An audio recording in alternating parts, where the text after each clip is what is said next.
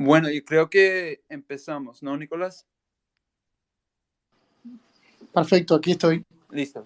Bueno, pues muy buenas tardes a todos y gracias por estar con nosotros en este escenario virtual.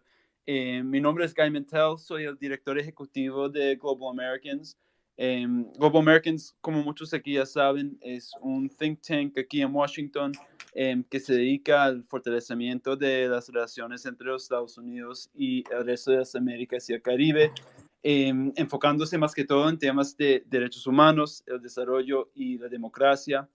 Es la primera vez que usamos este Twitter Spaces, entonces ojalá que encuentren interesante y creo que tendremos muchos más eventos parecidos en Twitter Spaces en el futuro. Pero hoy queremos abrir una conversación sobre la invasión rusa a Ucrania y las perspectivas desde América Latina. Obviamente todos aquí estamos mirando la guerra en Europa con mucha preocupación y es por eso que quisiéramos abrir ese espacio. Y con nosotros hoy tenemos el doctor Nicolás Albertoni, la doctora Leni Tickner y el doctor Ariel González Lavagui. Un poquito más sobre nuestro panel.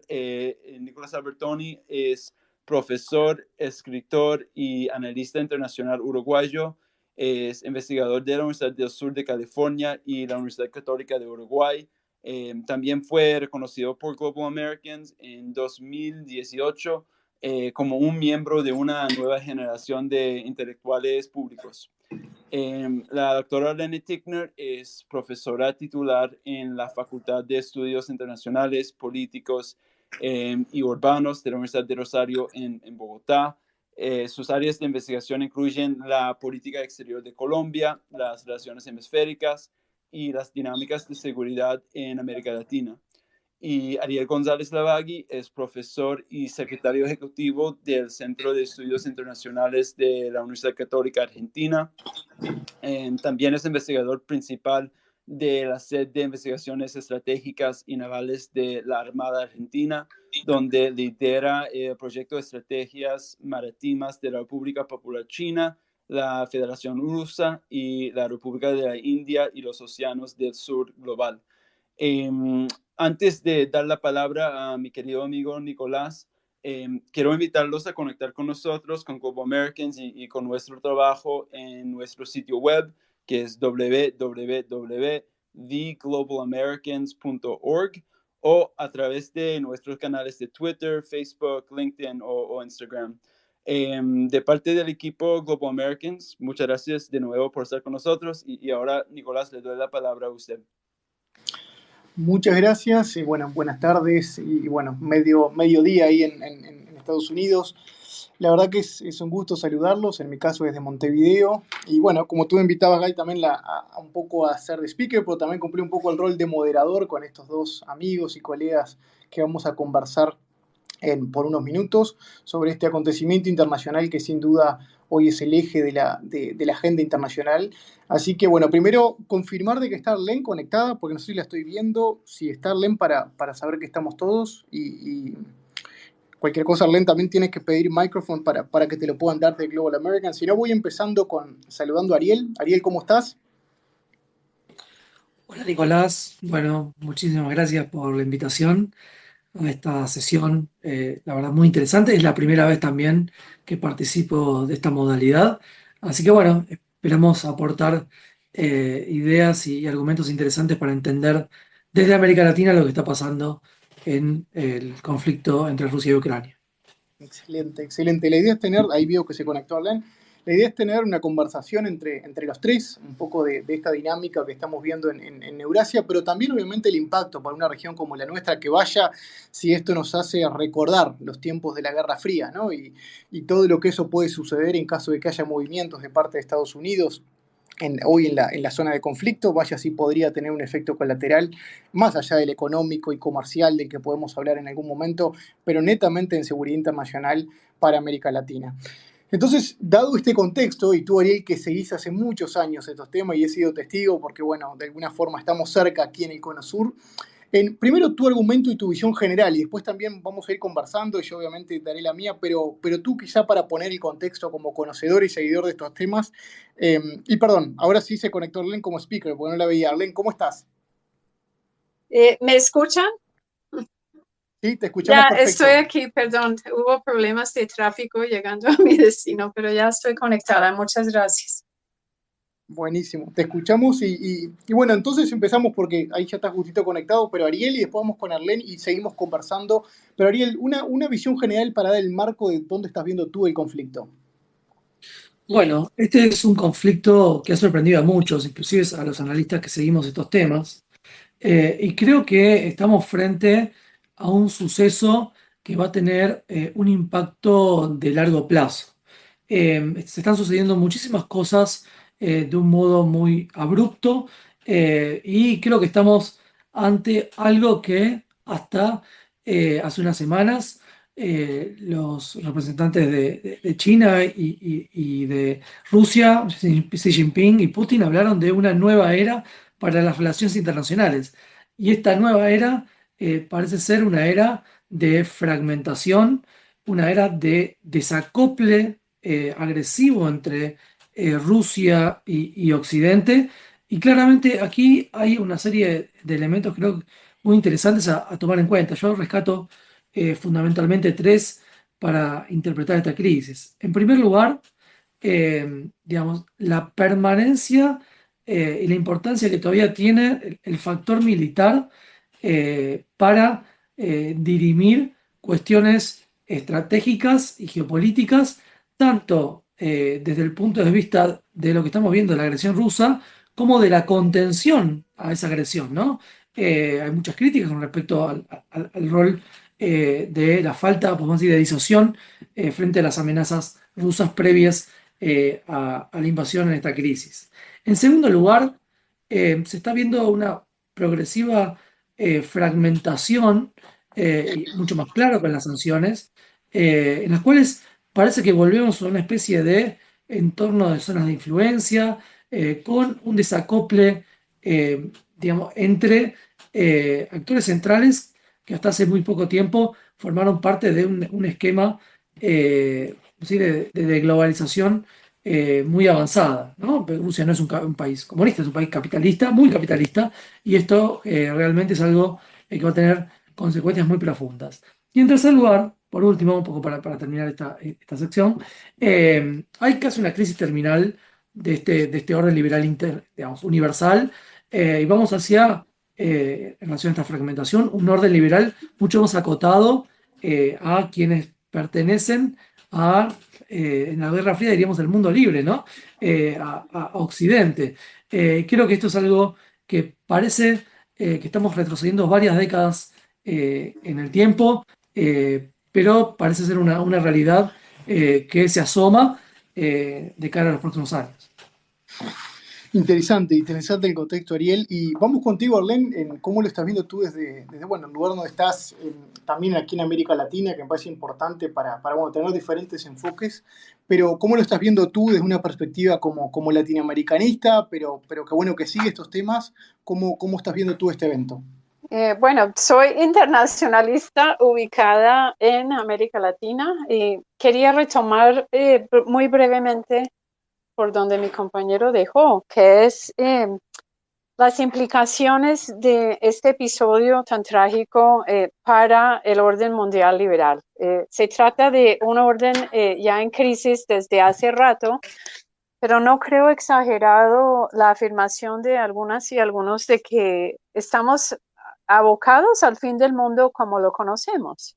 Y con esto quiero decir que la decisión de Putin de invadir, cosa que, reitero, casi nadie anticipaba, aunque el gobierno de Biden sí lo anunciaba, prendió fuego a lo que queda de este orden en términos de los principios y las reglas de juego, que para bien o para mal, ningún Estado sensato estaba dispuesto hasta ahora a transgredir del todo.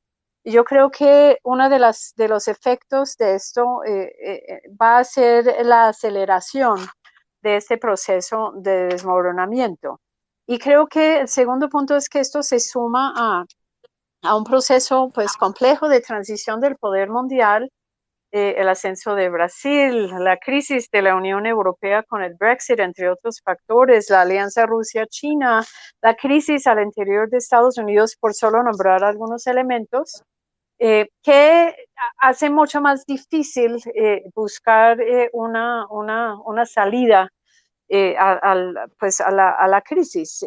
Y a lo cual además, si agregamos el contexto nuclear que rodea todo el conflicto, tristemente las herramientas a disposición de Occidente son limitadas en términos de frenar a Putin y Rusia. Y me parece que ante esto, y dependiendo del desenlace de la situación, el ejemplo negativo, nefasto que esto plantea para otros estados transgresores del orden va a ser muy complicado. Desde una perspectiva de América Latina, y aquí termino para dejar para una siguiente ronda, y podríamos hablar de los casos puntuales de Colombia y Venezuela, en donde creo que hay mayor riesgo de que esta crisis trasluzca regionalmente. Ha sido preocupante observar cómo 3 estados de la región hayan avalado esta invasión. Aquí estoy hablando de Venezuela, Cuba y Nicaragua.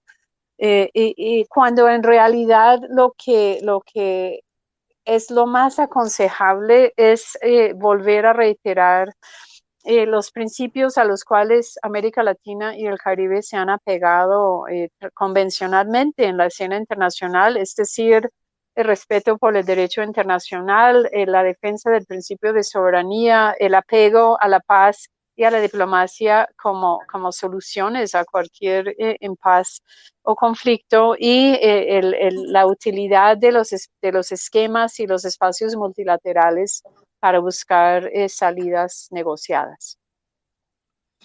Bueno, interesantes puntos, yo creo, para poner en contexto. También un poco compartir desde aquí mi visión. Yo creo que comparto aquí la visión de los compañeros y los colegas, pero sí mismo para poner algún punto disonante, ¿no? Y tratar de ir creando juntos. Es interesante ver que, bueno, la guerra, como lo sabemos, las guerras en general son narrativa y retórica.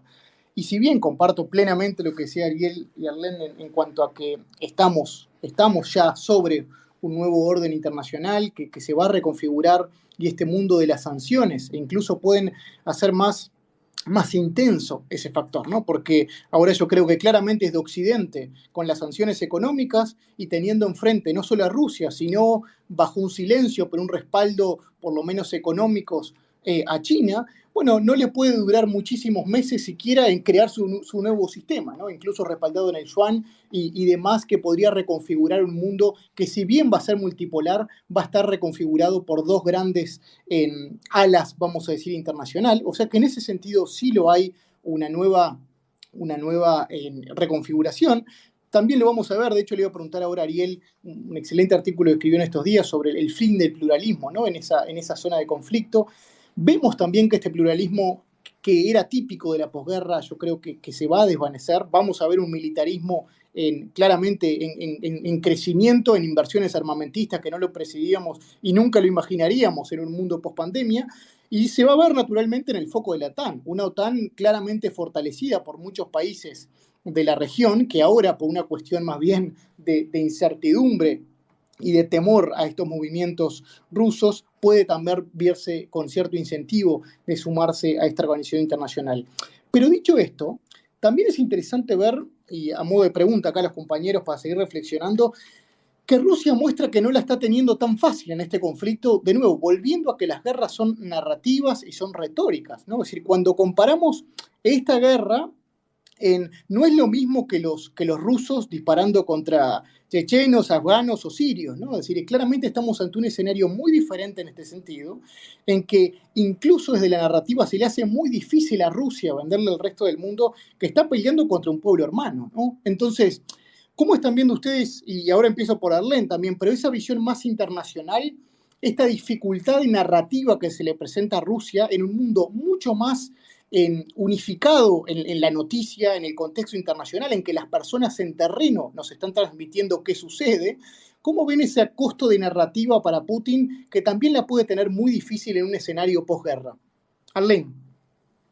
Pues Si bien como pospositivista que soy, acepto que las guerras son narrativas y discursos, también las guerras provocan muertes, ¿no? Absolutamente. Y es desgarrador ver el aumento en el número de muertes de lado y lado que esta invasión realmente, pues no sé ni cómo describirla, está provocando, incluso de niños.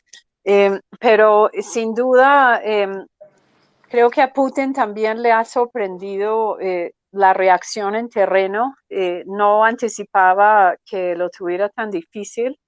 Y el hecho de que la información en un mundo globalizado de redes sociales se esté transmitiendo en vivo y directo, pues evidentemente ha reforzado ahí sí una narrativa bastante negativa en cuanto a esta apuesta irresponsable de Rusia en este momento. Y esto creo que queda por verse hasta qué punto, dependiendo de nuevo de cómo la crisis se desenvuelva, afecte el papel de Rusia en el mundo y la posibilidad de que Putin, no creo, pero futuros gobernantes efectúen cambios en la manera de interactuar, porque creo que si hay algo que distingue a la estrategia de Putin, ya hablando mundialmente, pues ha sido la tentativa de transgredir y de interrumpir lo que podríamos llamar estas normativas del orden mundial liberal. Y ahí sí veo entre Rusia y China una diferencia importante en el sentido de que China, pues, pese a la ambigüedad de sus posiciones y el hecho de que está esperando también a ver cómo se desenvuelve esto, a ver si se abren horizontes de acción similar en sus lugares de interés, también ha querido hacerse ver como una ciudadana respetuosa hasta cierto punto de las reglas de juego, ¿no? Esto sería, y creo que pues también mencionamos las sanciones. Yo no tengo mucha fe en la efectividad de las sanciones en términos de disuadir o provocar cambios en la conducta. Y lo que seguramente vamos a ver es una afectación generalizada de la población rusa, sobre todo los más vulnerables, que la adopción de medidas pues, más fuertes implicará. Entonces, creo que también esto jugará en términos de lo que debemos esperar de Rusia hacia el futuro, una vez se supere, si es que se supera, esta crisis actual. Sí, es un gran punto, Arlene, y obviamente resalto de que tenemos que abstraernos a veces en estos análisis, pero estamos ante un contexto de terrible, obviamente, en términos de personas y la pérdida de personas y todo ese plano que va a ser muy lamentable ya con el escenario que tenemos a 5 o 6 días en este contexto bélico.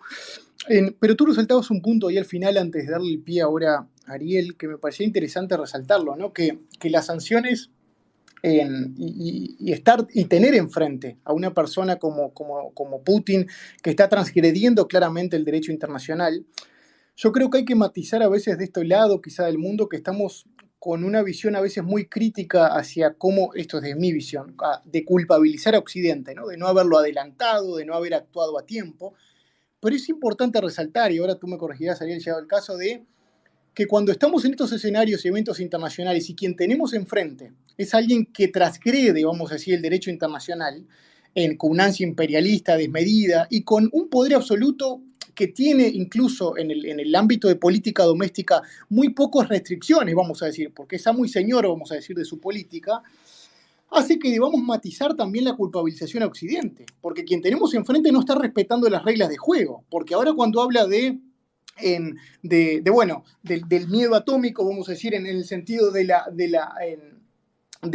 una guerra, estamos hablando de alguien que no es que lo dice porque, bueno, había pruebas de la OTAN cerca de su territorio. Era más bien lo está diciendo porque la OTAN, justamente sus miembros, está tomando alguna perspectiva un poco mucho más tensa hacia Rusia. O sea que vemos cierta visión desmedida, desequilibrada en la visión de Putin con el resto de Occidente.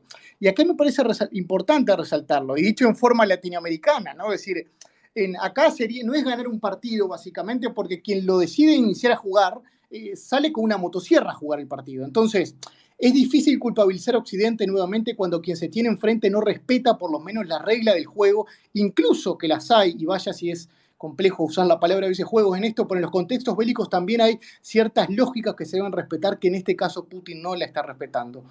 Pero voy contigo, Ariel, ahora en cómo estás viendo tú esta visión, pero tú sigues mucho lo que han sido las lecciones pasadas de las crisis en Eurasia, y cómo lo estás viendo si lo comparás con lo que es un poco las lecciones pasadas, con lo que estamos viendo un poco en el presente. Ariel. Bueno, Nicolás, la verdad que muy interesante tanto tus reflexiones como la de Arlene.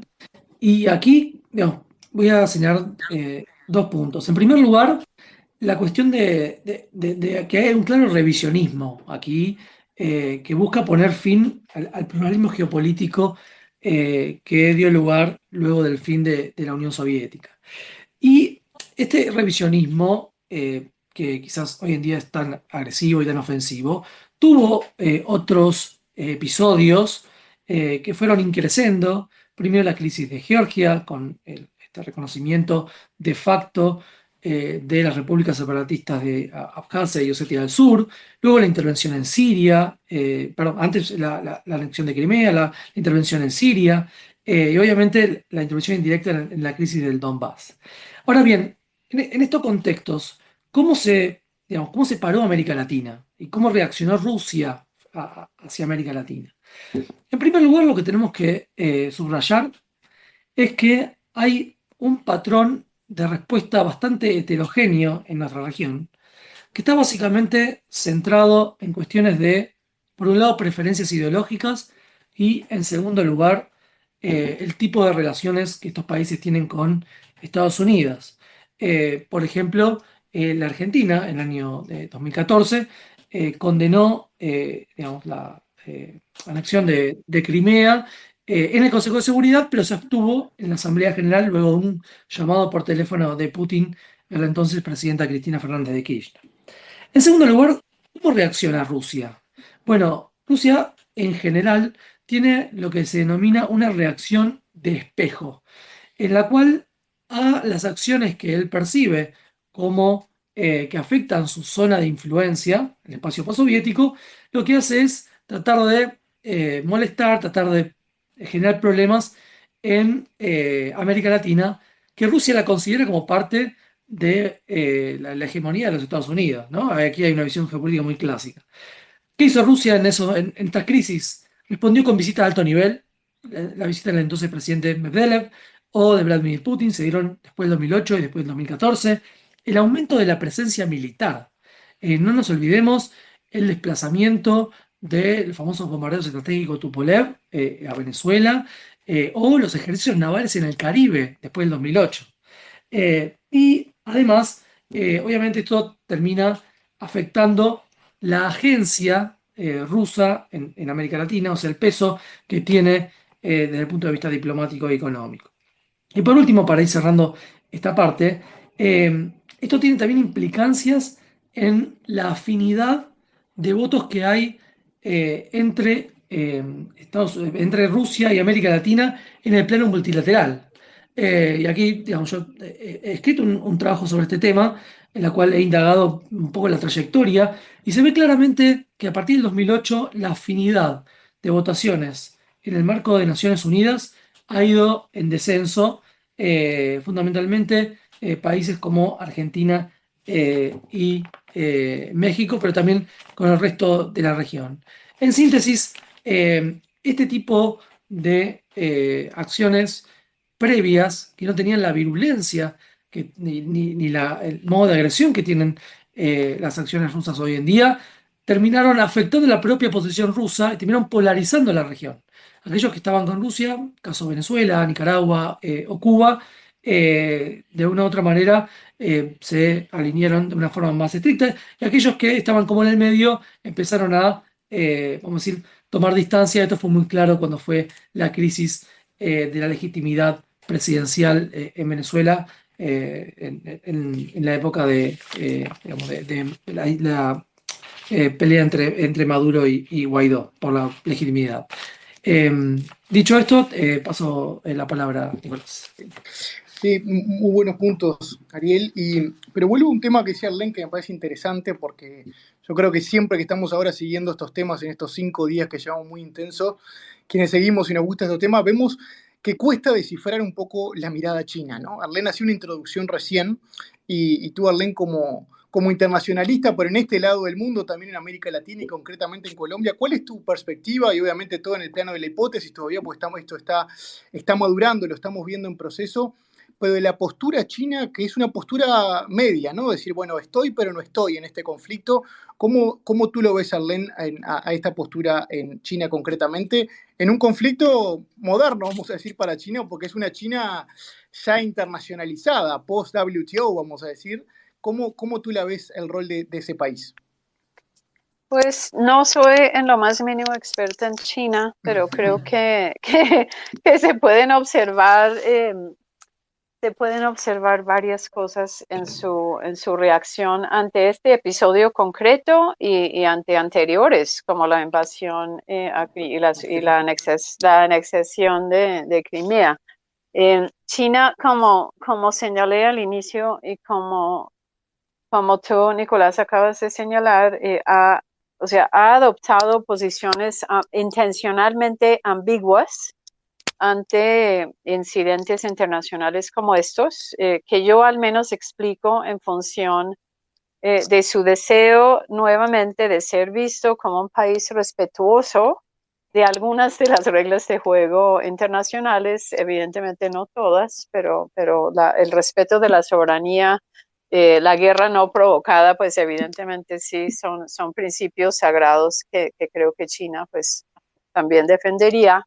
Y porque le conviene al país, además, proyectarse de esta manera ante el mundo, pero por otro lado tiene sus propios intereses en lo que podríamos llamar una zona de influencia, pues que tal vez China no la ve así, y de salirse con la suya Putin aquí sin castigos mayores, sin afectación considerable de la economía, pues creo que sí es de esperar y de temer que China comience a evaluar la posibilidad de adoptar medidas y acciones más agresivas frente a lugares como Taiwán y Tibet.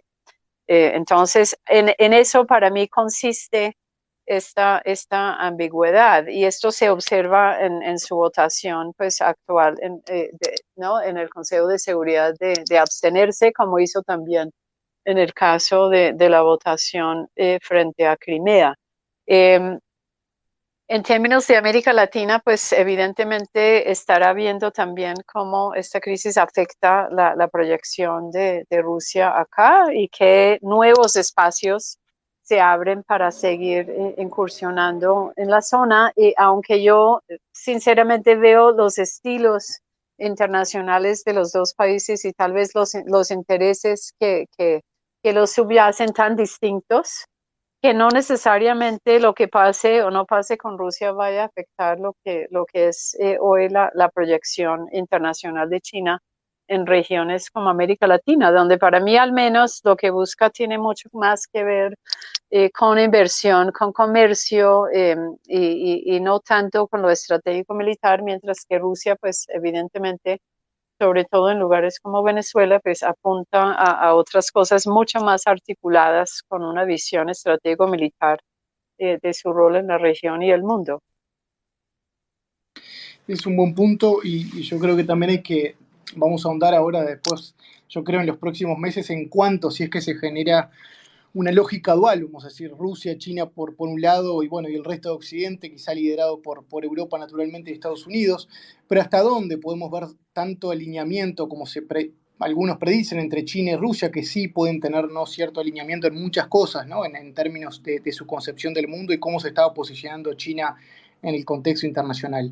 Pero ahora bajamos un poco a lo más de las personas que están en este conflicto y quizá poner en contexto también el rol de Putin. Y tú has ahondado en esto, Ariel, si es que estás por ahí, que no te estoy viendo, pero ahora sí, Ariel, tú has ahondado también un poco en que esto no empieza ahora, ¿no? Ni hace pocos meses, ni incluso ni en 2014 con Crimea, sino más bien el perfil de Putin también hace prever y el contexto de crisis que vivía Rusia recientemente, bueno, veíamos un Putin también en términos económicos bastante arrinconado, con presiones domésticas, que más allá de que estamos hablando de un líder con casi un poder absoluto, con presiones domésticas importantes en la crisis económica, y ve en esta salida una posible beta de profundizar el nacionalismo ruso, pero como decíamos al principio, puede estar saliéndole quizá mal la jugada en términos concretos si no se avanza en lo planeado. Pero ¿cómo tú ves, Ariel, concretamente el rol de Putin en toda esta visión? Que a grandes rasgos se lo ve muy solo, porque tenemos Bielorrusia cercana a Putin, tenemos sus llamadas a Irán, pero no tenemos países importantes, como recién decíamos, como China, acercándose o respaldándolo económicamente, incluso en la narrativa. ¿Cómo lo ves tú, Ariel, concretamente ahora la figura de Putin en este, entre comillas, liderazgo de la atención del conflicto?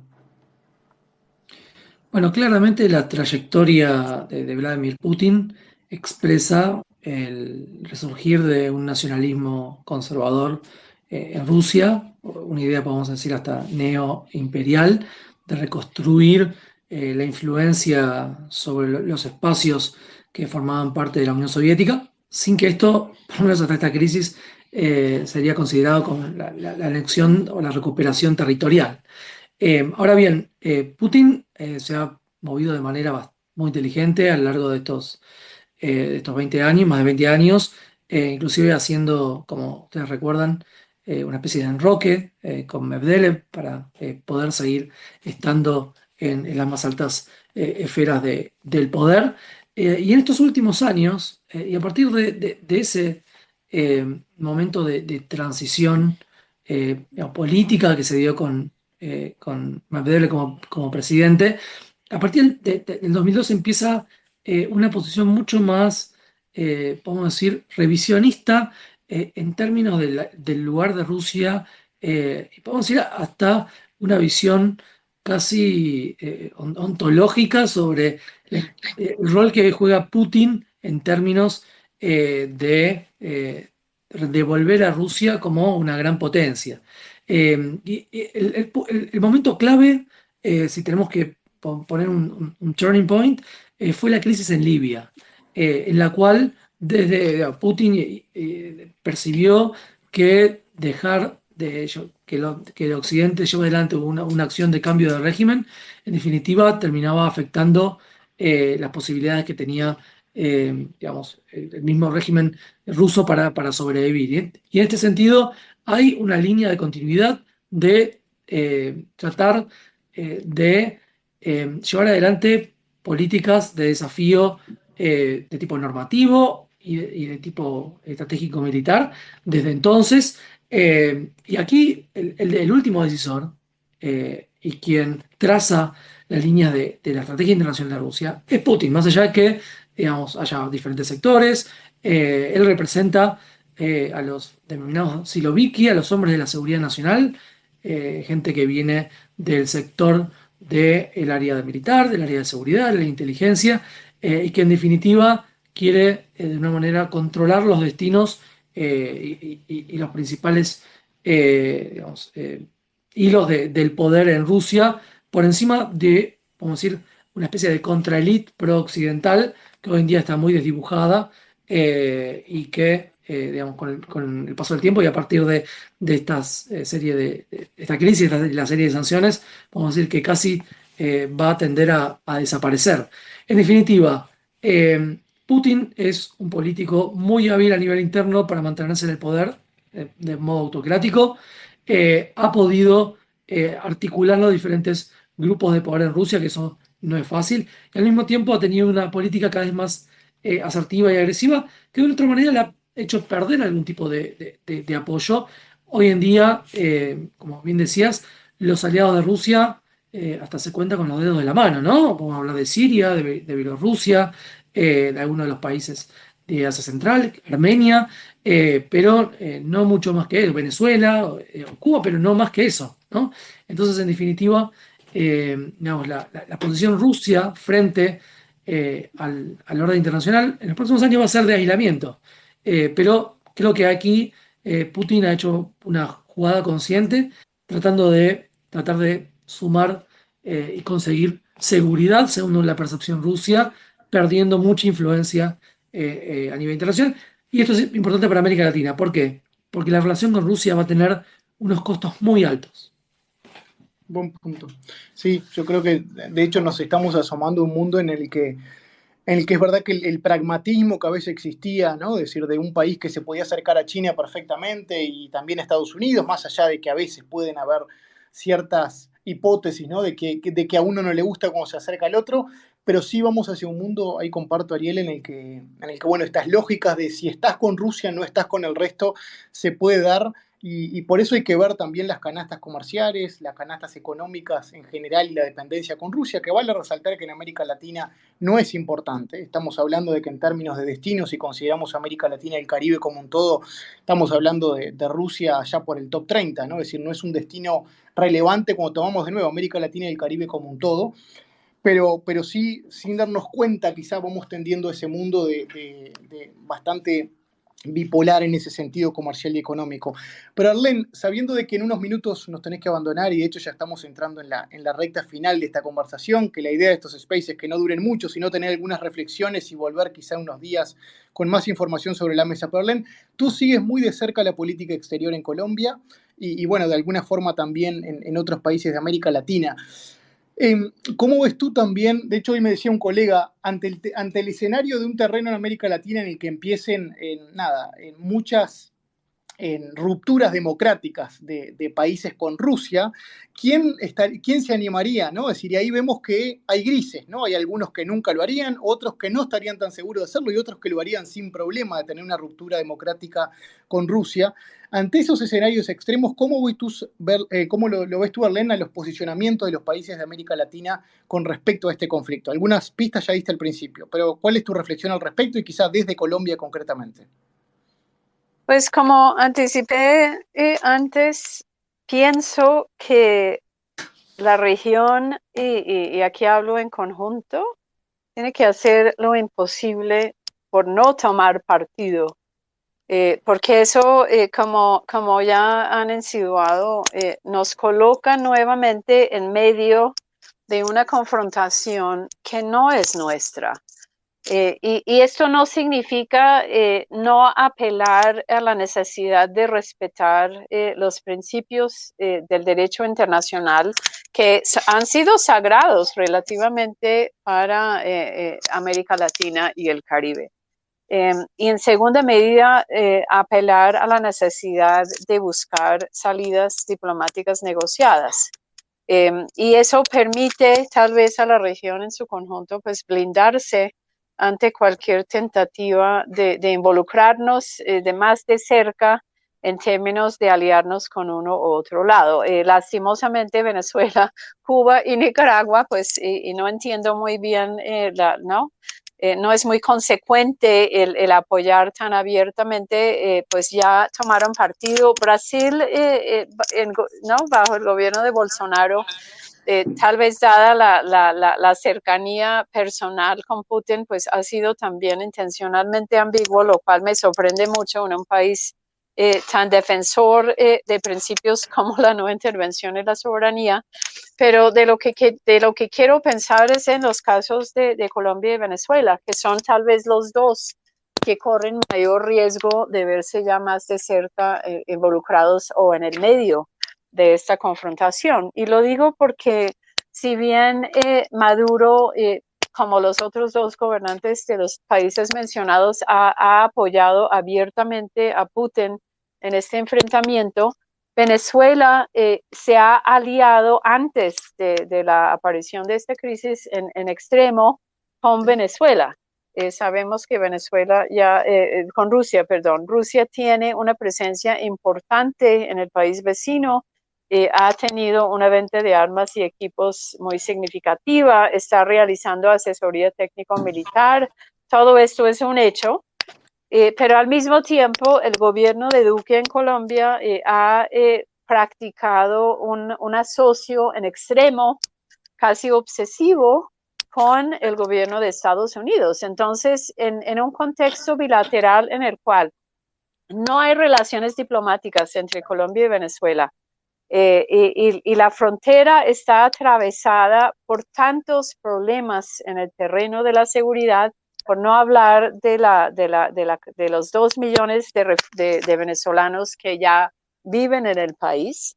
El aliarse tan expresamente Colombia con Estados Unidos y Venezuela con Rusia, pues sí plantea dificultades aún mayores para una relación colombo-venezolana de por sí muy tensa, muy conflictuada. Y yo creo que eso hay que buscar como de lugar, tratar de desescalarlo, porque dada la complejidad de esta relación, pues estamos hablando de la posibilidad real de que las cosas empeoren. Ahora, estamos aquí, como deben saber, en un contexto también electoral, en donde este asunto de Rusia y de Venezuela también ya comienza a atravesar las discusiones en el país acerca de las elecciones. Hay especulaciones infundadas, a mi modo de ver, de que Rusia, de la mano de Venezuela, está buscando intervenir en las elecciones. Tristemente, en una visita reciente de una delegación de Estados Unidos, se reforzó esta narrativa ¿no? Motivado por el miedo de que gane el candidato de izquierda, Gustavo Petro.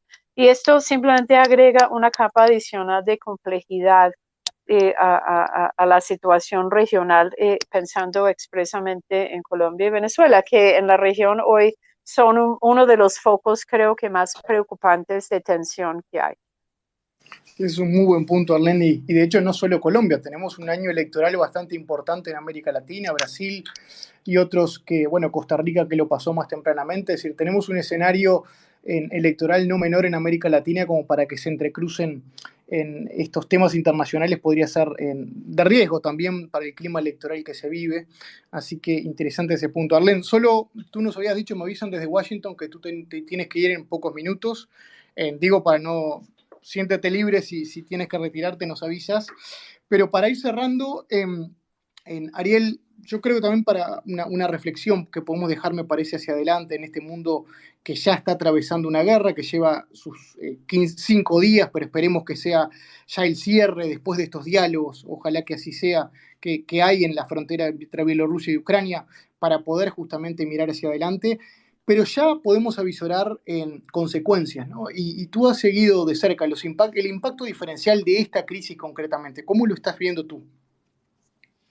Bueno, creo que aquí vamos hacia un escenario muy claro de desacople en, digamos, en casi toda la agenda entre Rusia y Occidente. Y más allá de cómo finalice el conflicto, que eso puede tener consecuencias digamos, para también la estabilidad política en Rusia, en caso que no sea demasiado exitoso, algo que, digamos, por lo menos para mí, digamos, es bastante digamos, complicado que se dé, pero en definitiva Rusia y Occidente van camino hacia, bueno, hacia una ruptura, si no es que ya la ha habido, ¿no? Y aquí, desde América Latina, hay 3 elementos que me gustaría subrayar.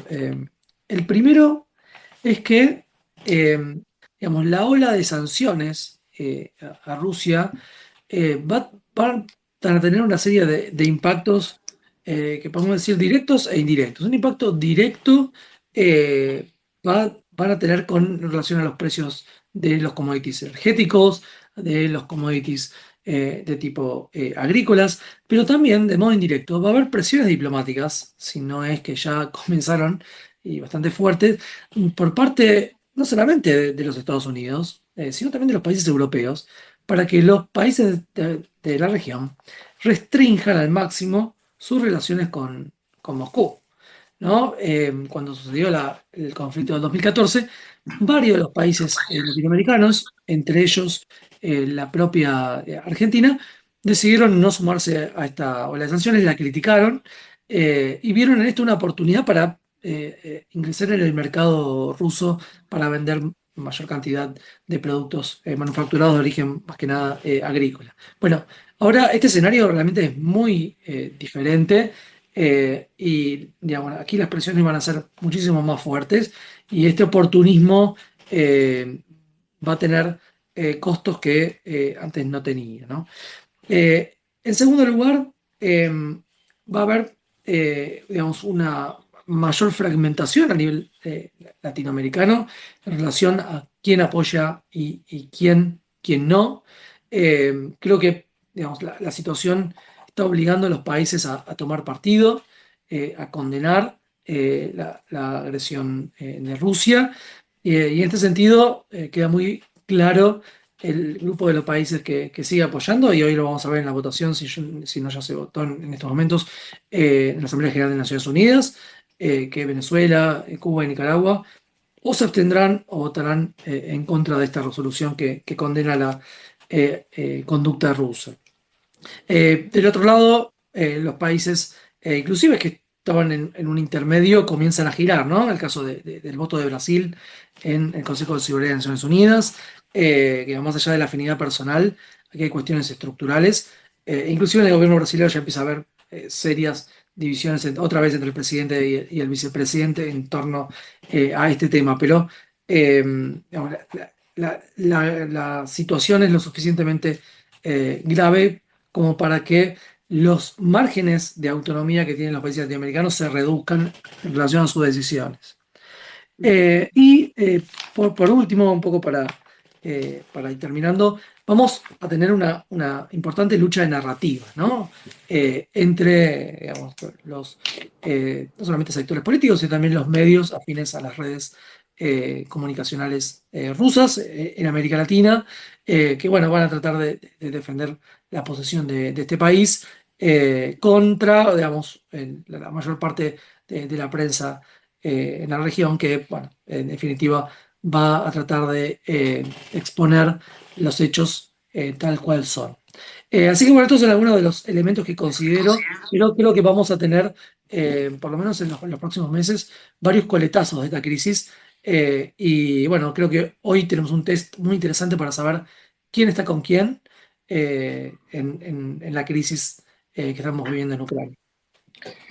Bueno, yo creo que recogimos varios puntos y tomo, sí, Ariel, lo que tú decís, y quizá para pasarle ahora la palabra a Arlen, que se estaba por ir, y para quizá una última reflexión, a no ser que nos pueda seguir acompañando unos minutos más.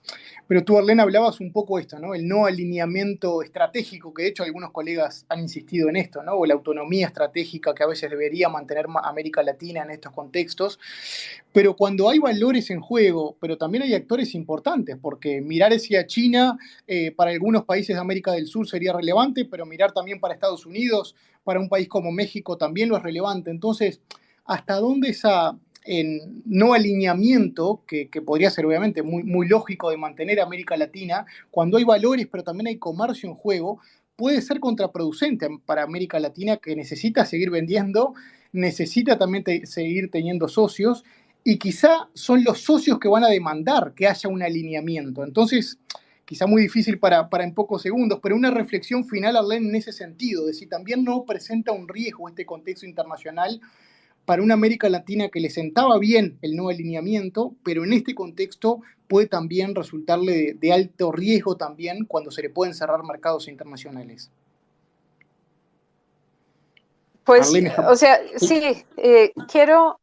me parece importante establecer una distinción analítica y política entre tomar partido y no alinearse, ¿sí? Bien.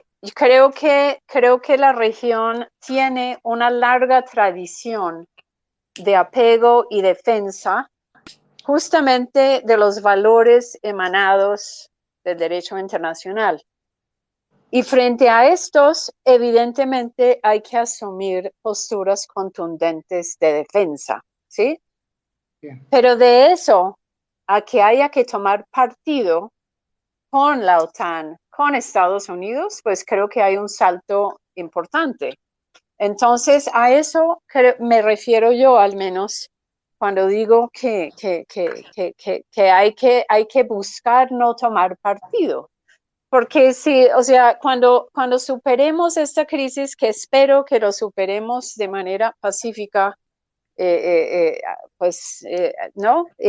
Va a haber momento ya para comenzar a reflexionar de forma mucho más sistemática sobre los distintos hitos decisivos en lo que he llamado el desmoronamiento del orden mundial liberal. Y eso nos llevaría, entre otras, a analizar la invasión de Estados Unidos a Irak, que fue una invasión ilegal, ¿cierto? Que violó sin provocación, ¿no?, los principios de respeto a la soberanía y no intervención. Y frente a esa invasión, volviendo al tema de América Latina, la enorme mayoría de países de la región, con excepción tristemente de Colombia y tal vez Guatemala, condenaron la decisión justamente por ser una violación del derecho internacional.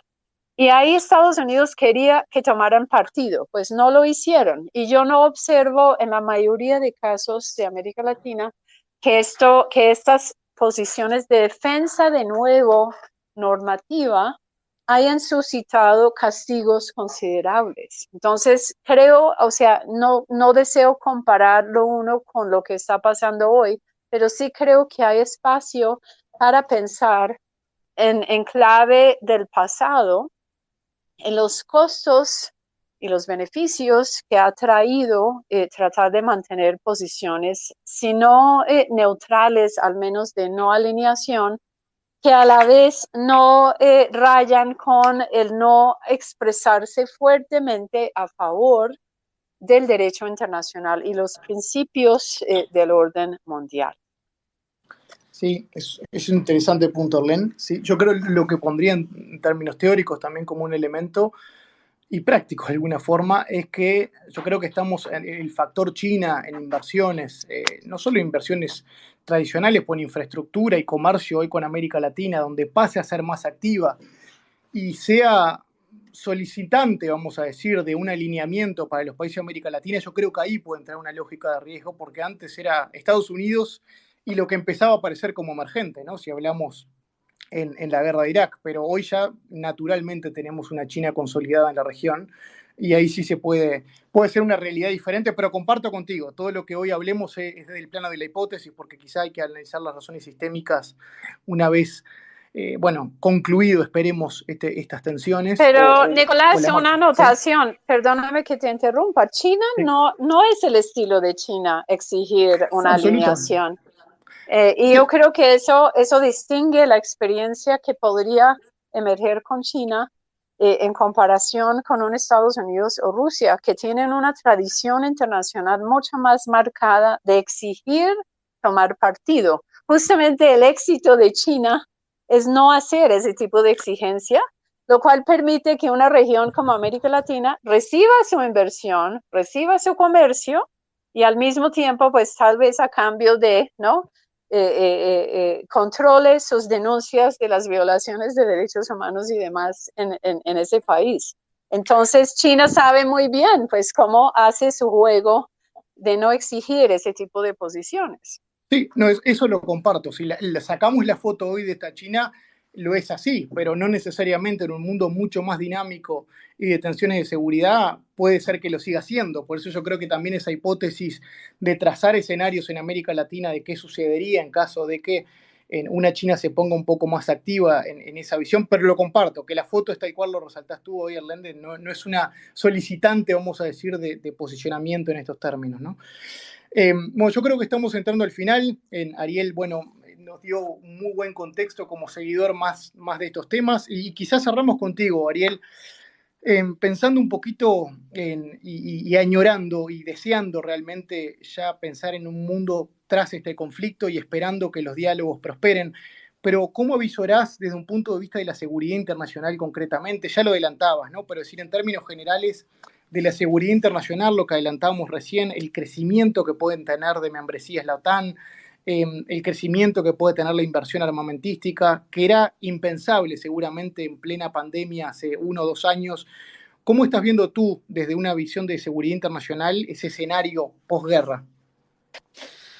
Bueno, antes que nada, subrayar los aportes interesantes que hizo Orlen sobre clarificando la posición de los países latinoamericanos frente a este conflicto.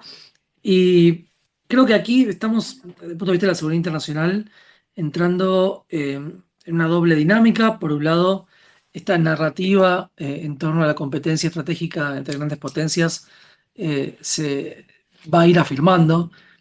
Los anuncios alemanes de gastar por encima del 2% del PBI en términos de defensa, la intención expresada de Japón de volver a desarrollar unas capacidades militares más fuertes, son algo expreso que no solamente se encuentra hoy en día en Washington, sino que también, bueno, lo vemos que permea a Bruselas y obviamente en el caso de Moscú. En segundo lugar, estamos frente al típico dilema de seguridad en Europa Oriental.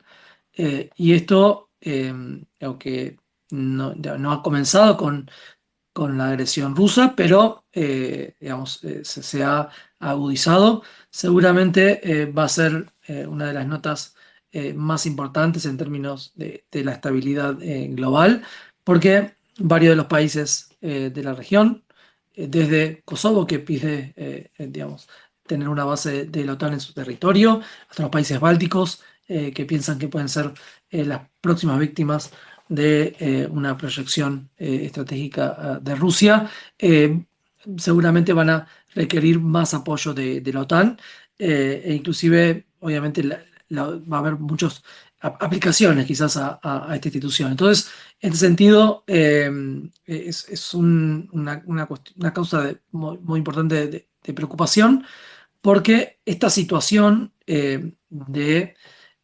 vamos a decir, sí, de dilema de seguridad no la veíamos desde la época de la Guerra Fría, ¿no? Y a mí no me gusta caer en estas ideas de una nueva Guerra Fría, hay mucha literatura sobre este tema, pero claramente lo que estamos viendo es que se empiezan a generar dos ejes con posturas digamos, muy radicalizadas y conductas digamos, muy fuertes, inclusive violando el derecho internacional, como en el caso de Rusia. Entonces, de cara al futuro, tenemos competencia estratégica entre grandes potencias y un dilema de seguridad agudo en Europa Oriental.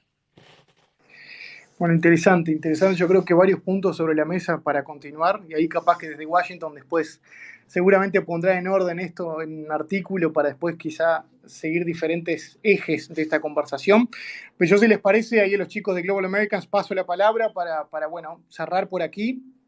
Seguramente ahí desde el equipo querrán hacer alguna una visión final de la conversación, pero por mi parte, bueno, muchas gracias por la invitación y también a los dos colegas, que fue la verdad que un gusto conversar y también tomar el rol un poco de moderador de esta conversación. Muchas gracias.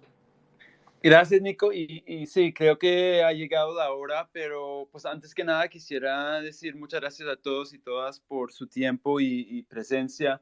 Gracias a los panelistas y a todos que han participado en este evento. También gracias a Bo Carlson y Jackson Mim del equipo Global Americans. De nuevo, si quieren, pues pueden seguir conectados con nosotros mediante nuestro sitio web, que de nuevo es www.theglobalamericans.org, o nuestros canales de social media como Twitter, Facebook, LinkedIn o Instagram. Pero de parte de Global Americans, muchísimas gracias de nuevo y hablamos pronto. Bueno, muchas gracias. Hasta pronto. Gracias.